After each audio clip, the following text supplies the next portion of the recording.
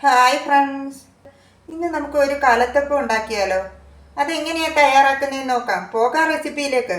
അതിനുവേണ്ടി ഞാൻ ഈ കപ്പിന് 3/4 കപ്പ് അരിപ്പൊടി ഞാൻ എടുത്ത് വെച്ചിട്ടുണ്ട്. ഇത് പാക്കറ്റിൽ കിട്ടുന്ന ഇടിയപ്പത്തിൻ്റെ ഒക്കെ പൊടിയുണ്ടല്ലോ, ഇത് അതിനാവശ്യത്തിലുള്ള തേങ്ങ ചിരകിയത്.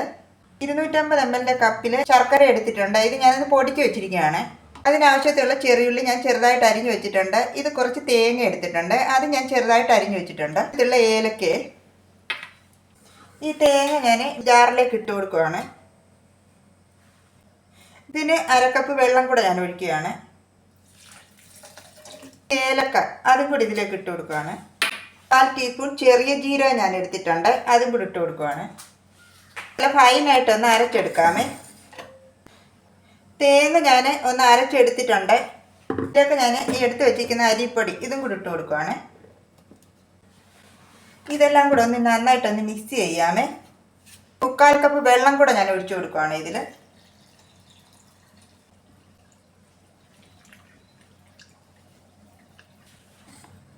അത് ഞാൻ നല്ല സ്മൂത്തായിട്ട് ഞാൻ അരച്ചെടുത്തിട്ടുണ്ട്. ഞാൻ ഇതിലേക്ക് ഒഴിച്ചു കൊടുക്കുകയാണ്. അത്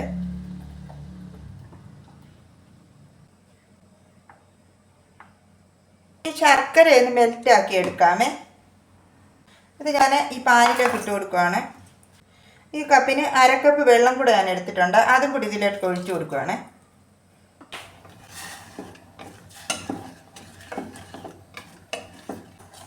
ശർക്കരയെല്ലാം നന്നായിട്ട് മെൽറ്റായി വന്നിട്ട് ഞാൻ ഇതിൻ്റെ ഫ്ലെയിം ഓഫ് ചെയ്യാണ്. ഇനി ഇതൊന്ന് അരിച്ചെടുക്കാമേ.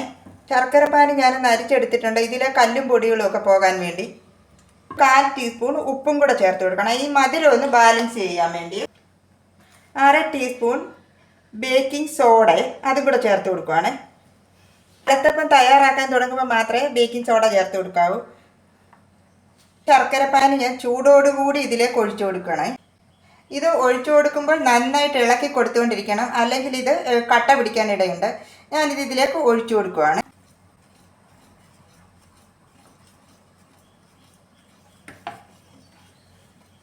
ഈ വിസ്ക് വെച്ച് ഞാൻ നന്നായിട്ട് മിക്സ് ചെയ്ത് കൊടുക്കുകയാണിത്.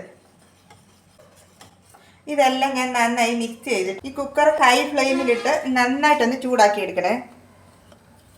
ഇതിലേക്ക് ഞാൻ കുറച്ച് വെളിച്ചെണ്ണ ഒഴിച്ചു കൊടുക്കുകയാണ്. 1 ടേബിൾ സ്പൂൺ നെയ്യും കൂടെ ഞാൻ ചേർത്ത് കൊടുക്കുകയാണ്. കുക്കർ നന്നായിട്ട് ചൂടായിട്ടുണ്ട്. ഇനി ഈ ചെറിയുള്ളിയും തേങ്ങയും കൂടി ഇട്ട് കൊടുക്കുകയാണ്. ആദ്യം ഈ തേങ്ങ ഒന്ന് ഇട്ട് കൊടുക്കാമേ.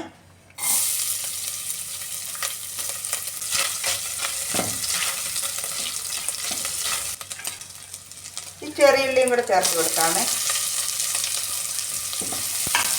കലത്തപ്പത്തിന് ചെറിയുള്ളി ചേർക്കുന്നതാണ് കൂടുതൽ ടേസ്റ്റ്. ഇതിൻ്റെ മെയിൻ ഇൻഗ്രീഡിയൻറ്റ് ചെറിയുള്ളിയാണ്. ഇത് ഒഴിച്ചു കൊടുക്കുമ്പോൾ ഇത് ഹൈ ഫ്ലെയിമിലിട്ട് വേണം ഒഴിച്ചു കൊടുക്കാൻ.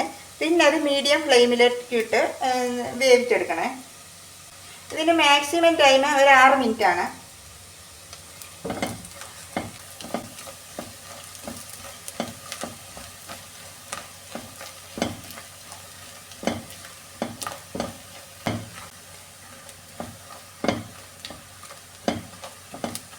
ഇതെല്ലാം നന്നായി മൂത്ത് വന്നിട്ടുണ്ട്.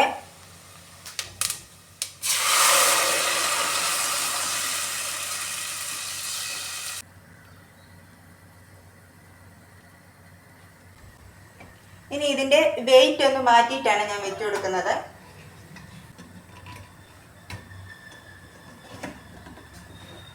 ആറ് മിനിറ്റാണ് ഇതിൻ്റെ മാക്സിമം ടൈം. എന്ത് കഴിയുമ്പോൾ ഇതിൻ്റെ മേളിൽ കൂടെ ഇങ്ങനെ ആവി വരുവേ. ഇതിൻ്റെ മുകളിൽ കൂടെ ആവി വന്ന് തുടങ്ങിയിട്ടുണ്ട്. ഇനി ഇത് ഞാൻ ഇതിൻ്റെ ഫ്ലെയിം ഓഫ് ചെയ്യാണ്. ഇതൊരു 10 മിനിറ്റ് ഇതിനകത്തിരുന്ന് തണുത്തിട്ട് ഇത് കട്ട് ചെയ്തെടുക്കാമേ. വെന്തിട്ടുണ്ട്. ഇനി ഞാനിതൊന്ന് അടച്ചു വെച്ച് കൊടുക്കുകയാണ് ഒരു 10 മിനിറ്റ്. അത് കഴിഞ്ഞിട്ട് ഇത് കട്ട് ചെയ്തിട്ടുണ്ട് ഞാൻ.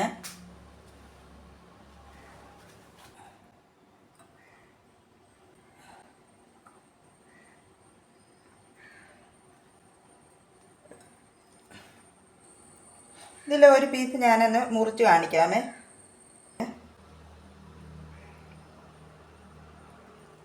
ബാറ്റർ ഉണ്ടല്ലോ, ഇത് 2 പ്രാവശ്യമായിട്ട് ഒഴിക്കാനുള്ളതുണ്ടായിരുന്നേ. ഞാൻ ഇത് ഒറ്റ പ്രാവശ്യമായിട്ട് ഇതിൻ്റെ ബാറ്റർ ഒഴിച്ചുകൊണ്ട് എനിക്കിത് വേവാനേ ഒരു ടൈം കുറേ എടുത്തേ. അപ്പോൾ നമ്മുടെ കലത്തപ്പം ഇവിടെ റെഡി ആയിട്ടുണ്ട്. നിങ്ങളിതൊന്ന് ട്രൈ ചെയ്ത് നോക്കിയിട്ട് ഫീഡ്ബാക്ക് അറിയിക്കാൻ മറക്കരുത്. എൻ്റെ വീഡിയോ ഇഷ്ടമായാൽ പ്ലീസ് സബ്സ്ക്രൈബ് മൈ ചാനൽ. അടുത്ത വീഡിയോയിലൂടെ നമുക്ക് വീണ്ടും കാണാം. താങ്ക്